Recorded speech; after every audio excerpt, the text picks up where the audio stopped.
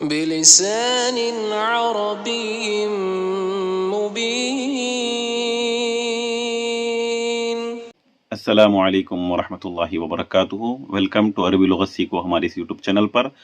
عربی کا معلم سیریز ہماری چل رہی ہے. پچھلی ویڈیو لیکچر نمبر 5 ہم نے اپلوڈ کیا ہے. اگر کسی نے نہیں دیکھا تو یہاں آئی کا بٹن شو ہو رہا ہے, اسے دیکھ لیں.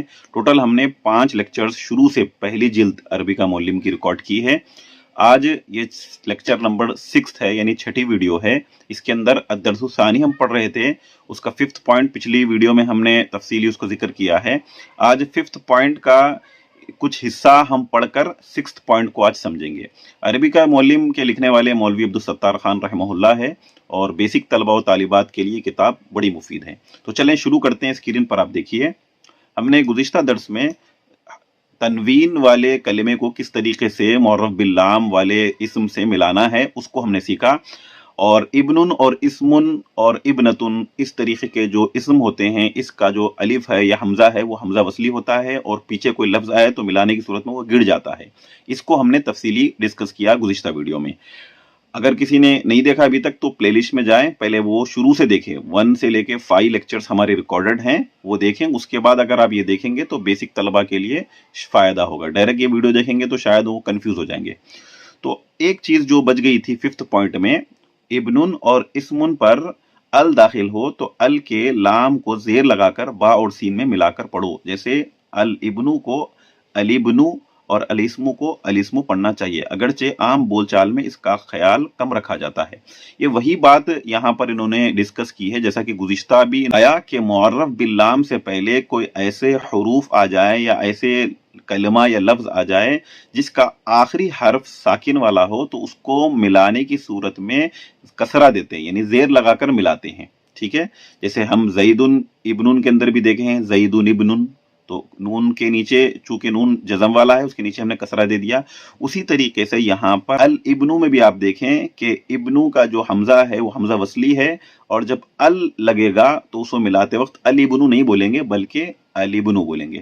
اس کو آپ سمجھ لیجئے, اسکرین پر دیکھیے کہ یہ حمزہ لام زبر ال, یہ لام تعریف ہے اور یہ ابنو ہے.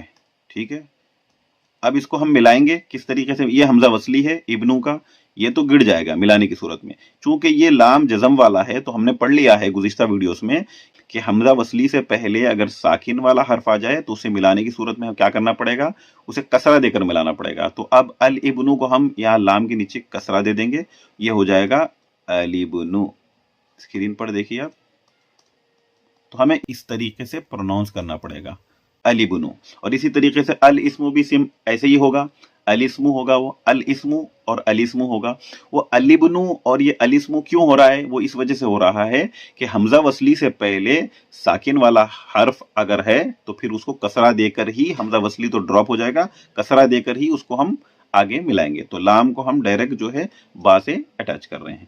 اس کے بعد 6th پوائنٹ ہم پڑھ کر آج کی اس لیکچر کو ختم کریں گے.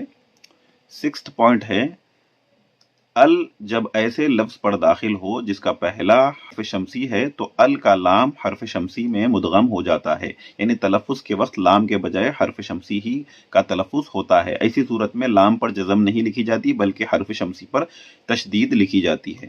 یہ تجوید کے اندر آپ نے پڑھا ہوگا, حروف قمری, حروف شمسی. اگر آپ نے نہیں پڑھا ہے تو اس کو تجوید نورانی قاعدہ وغیرہ کے اندر تفصیلی دیکھ لیجئے.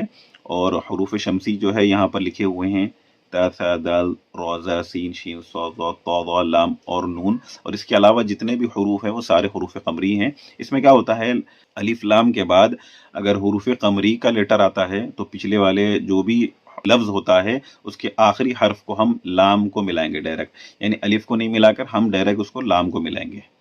اور حروف شمسی کا ہوتا ہے تو ہم کیا کرتے ہیں کہ الف لام کے بعد اگر حروف شمسی کا لیٹر آتا ہے تو پچھلے والا جو آخری حرف ہوتا ہے نا, اس کو ہم سیدھا الف لام کو چھوڑ کر بعد والے لیٹر سے ہم ملا دیتے ہیں.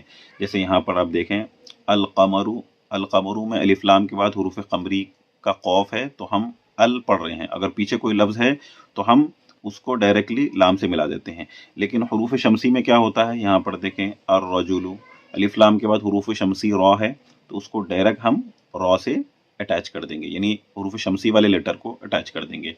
تو یہی بات اس میں کہی گئی ہے میں سمجھتا ہوں کہ آپ لوگ اگر تجوید سیکھے ہیں تو آپ کو یہ سمجھنا کوئی مشکل نہیں ہے. اگر کسی کو سمجھنے میں مشکل ہو رہی ہے تو ہم ایک الگ سے بھی حروف قمری شمسی کی ویڈیو بنا دیں گے.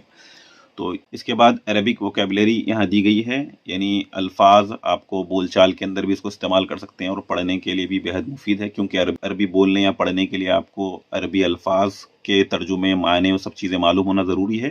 تو یہ سارے لکھے گئے ہیں. انشاءاللہ نیکسٹ ویڈیو میں ہم اس ووکیبلری کو پڑھیں گے، اس کے پروننسیشن کو بھی ہم دیکھیں گے اور اس کے معنی پر بھی ہم غور کریں گے انشاءاللہ. السلام علیکم ورحمۃ اللہ.